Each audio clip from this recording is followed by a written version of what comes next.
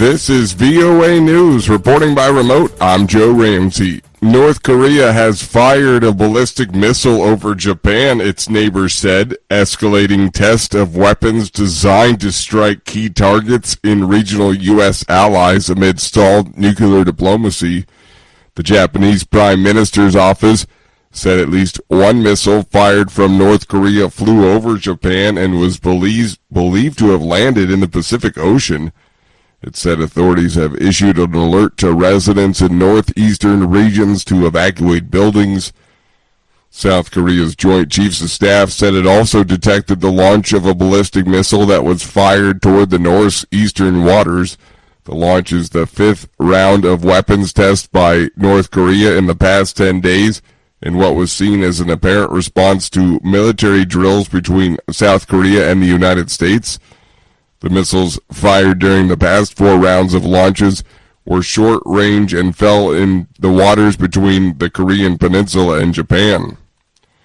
The head of the United Nations says the world's environment is in a life or death struggle for survival, AP correspondent Norman Hall reports.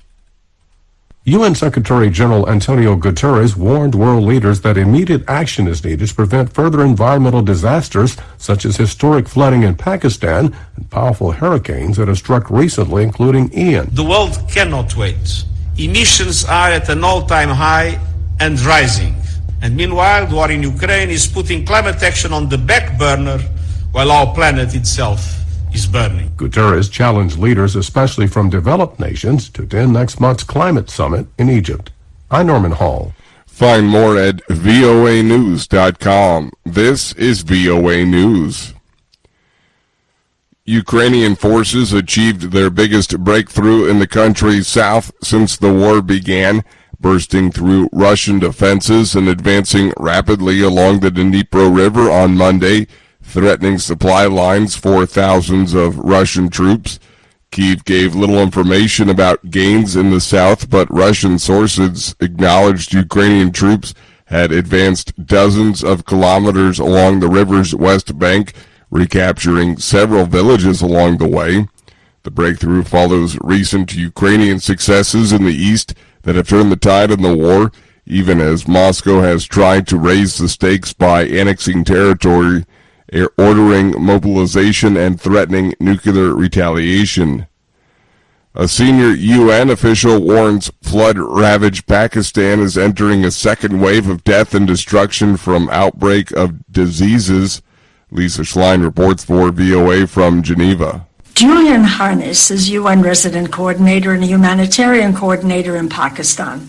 He says the first wave of this climate-induced disaster has caused wide-scale destruction of roads, bridges, homes, and other infrastructure. The scale of it is beyond imagination. It is a climate change disaster that you can see from space. The United Nations reports an estimated 1,700 people have lost their lives, a third of them children, and 12,800 have been injured.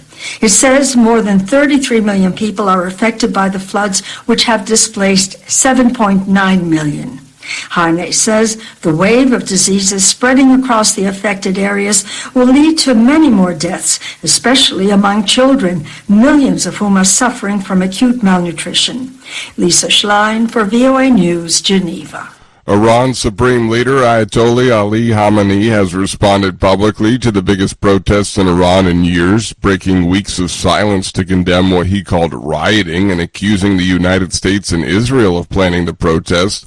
Khamenei said he was saddened by the 22-year-old's death, but sharply condemned protests to destabilize Iran.